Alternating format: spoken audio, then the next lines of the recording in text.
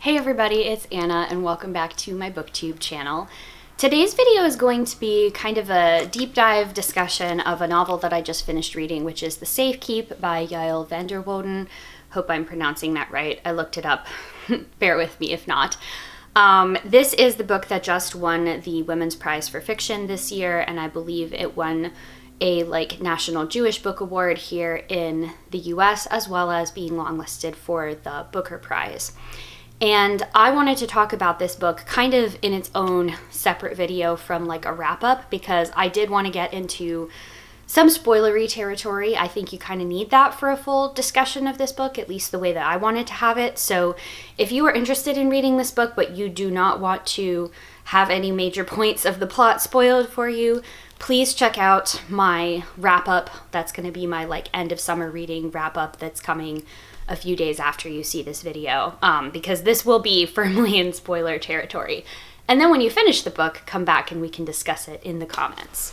So this book I actually knew about because of the awards list, but also because of Leonie from the Book Leo reading it and kind of talking about it. And I was very intrigued by it at first because I heard that it was a story that was excuse me. I heard that it was a story that was kind of a messy queers story, and it takes place in Holland in the 1960s. We are following this main character, Isabel, and she is sort of the uptight, I don't think is even strong enough a word. She's very strongly repressed middle sister, and she has an older brother, Hendrik, who is gay and lives pretty openly, as much as he can, with another man, and a younger brother whose name is Louis. And one day Hendrik and Louis decide that they're going to come visit their sort of old family home that they grew up in during the war years, and Louis is going to bring his girlfriend Ava. And Ava is basically the polar opposite of Isabel in every possible way.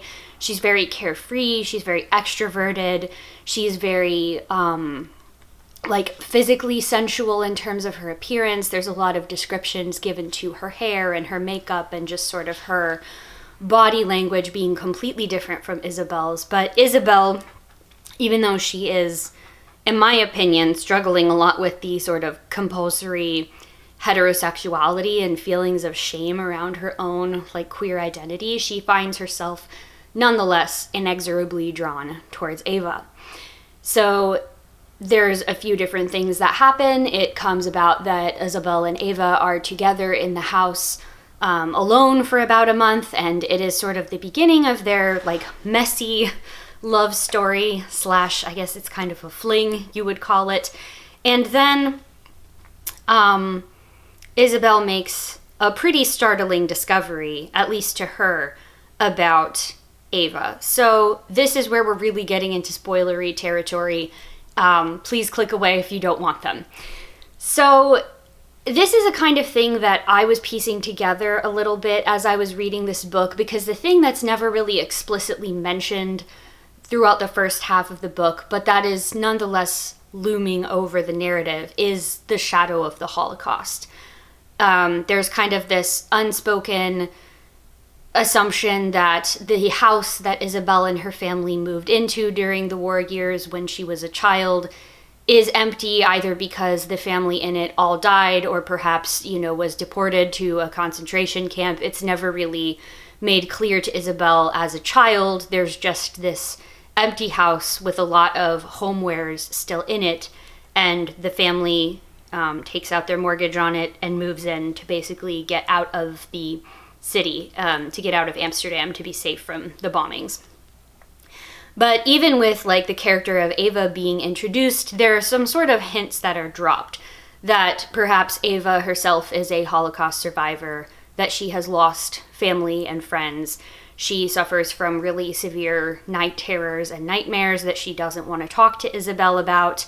She makes a couple of different comments during the whole family dinner type thing that they have with Isabel and her two brothers. And there's also this kind of, I don't know if this is quite a trope in literature about the Holocaust, but it is something that I have encountered a lot in fiction about it, is that she has very dark hair that she has bleached to appear like she has lighter hair. And in both sort of narratives of people, like nonfiction narratives of people who survived the Holocaust, and in fiction narratives, I have like read several of those where that is kind of a more common thing that Jewish people would do in order to try and like hide the fact that they were Jewish. Leaving aside for a moment that Jews look every sort of way. There's no one like Jewish look. That is very much kind of a stereotype. But anyway, that is something that was like very coded in the book. So I had the feeling that there was more going on with Ava there, that she was Jewish and that she was either trying to hide it or that she, you know, was very traumatized from her experiences during the war.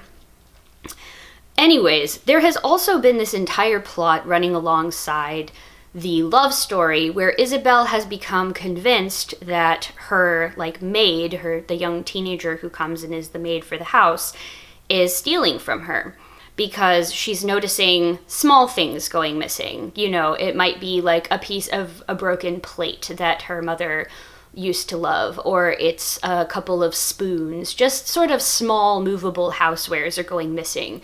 And Isabel, who is already a very suspicious and paranoid character, becomes convinced that this maid is stealing from her, the maid is out to get her, and it transpires that one day she's getting into an argument with Ava over this because she finds out that in fact it was Ava who was stealing from her this whole time. Or so she thinks. So they get into a whole entire argument about this, and Isabel, you know, I think somewhat understandably feels betrayed because in her mind, the entire reason why Ava even was getting with her younger brother Louis in the first place was, Isabel assumes, for money. The family's not exactly wealthy, but Ava's unattached, doesn't have any other sort of family members' financial prospects, whatever it may be. So Isabel kind of assumes Ava is in this for the money.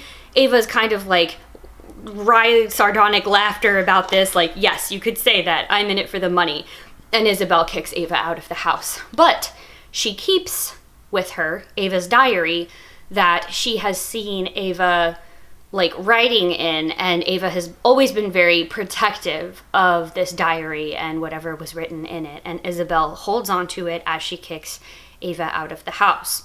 And this is where the sort of major twist and revelation of the story comes in, which is that not only was I correct in assuming that Ava's family, they were all Jewish, she was the only one who is now left from surviving the Holocaust. She lost family members in the death camps, and then, you know, others like her mother have since passed away after the war. But the revelation that we learn is that the house that Isabel and her brothers grew up in is also Ava's childhood home.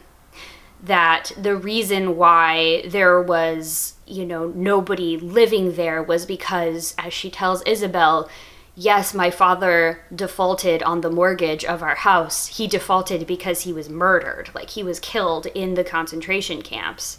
And so this house is sitting here empty, and Isabel has this childhood memory that's come up a couple of times over the course of the first half of the book, where there's a family that they don't recognize who shows up and is basically knocking at the door saying, this is our house, sort of begging and pleading to come in because here is this, you know, Gentile family that has moved in and is using their house and all of their, you know, homewares, their Judaica, their pots and pans, that sort of thing.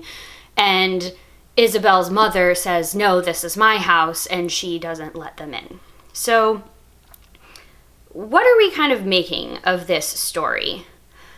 To me, one of the things that was very striking was this idea of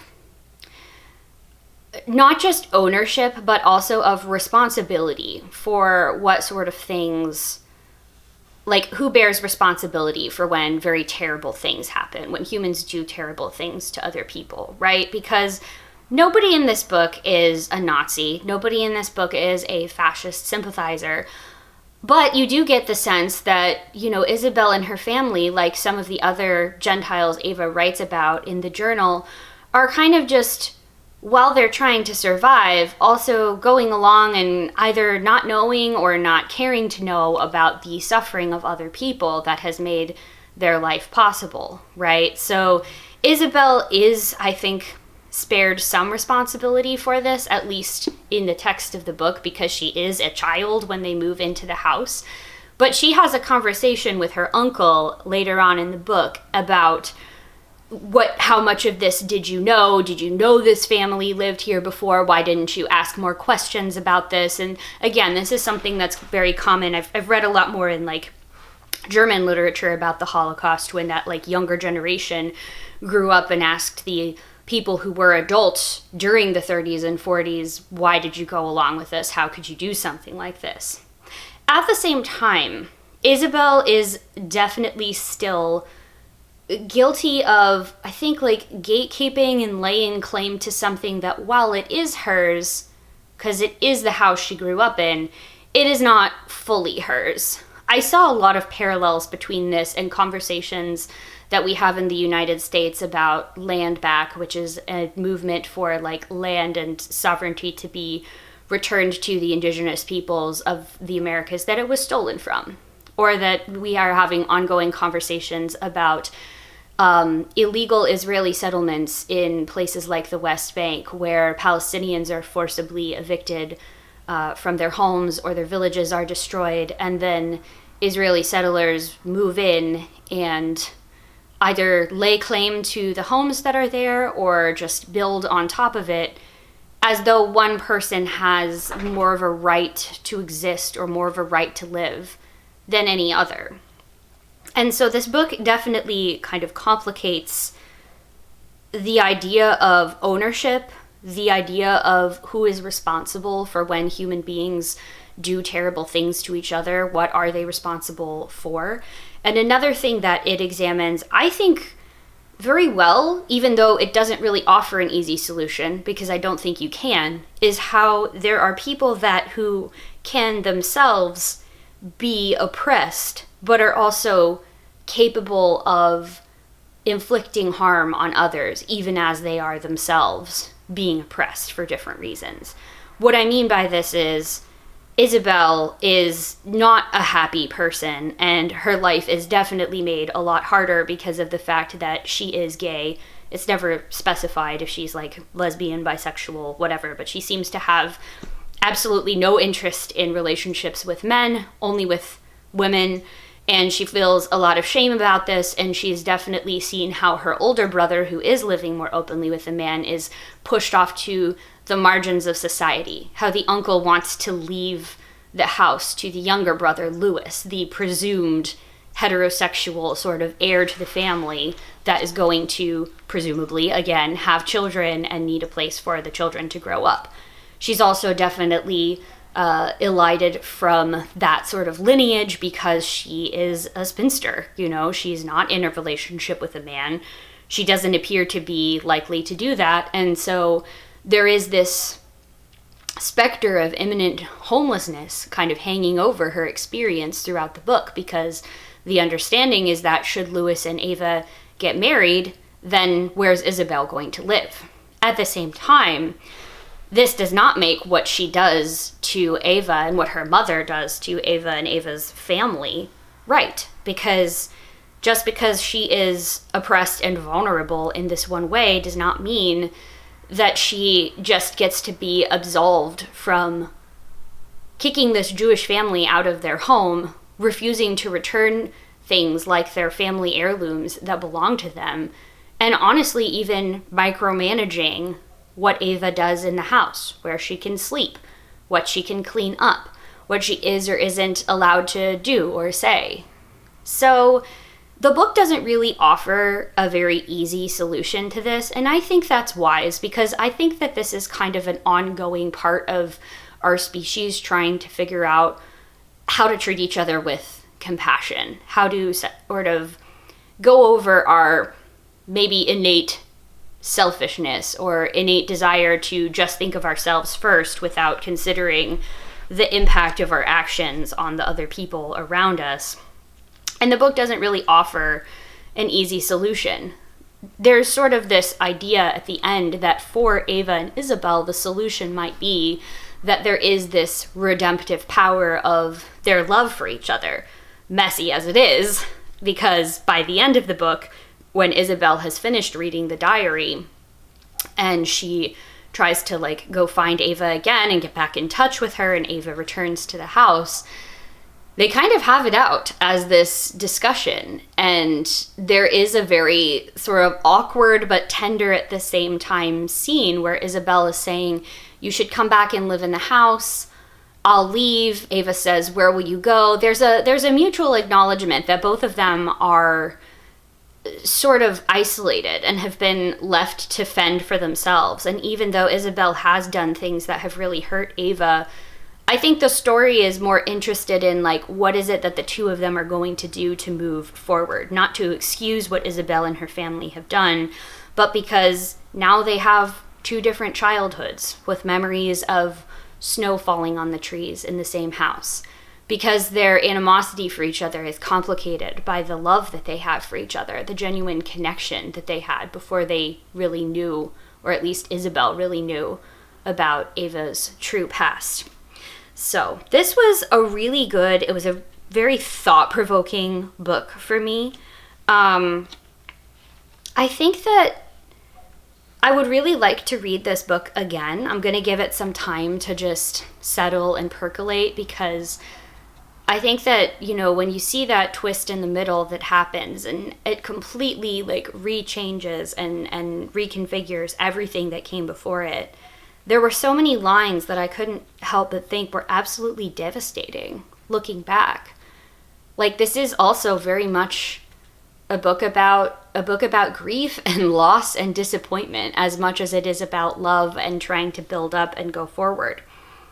Even the title, The Safekeep, there's kind of this assumption that some of the Jewish people have in Ava's diary, that their sort of Gentile neighbors will look out for them and will basically hold in safety their homes and their belongings until they come back.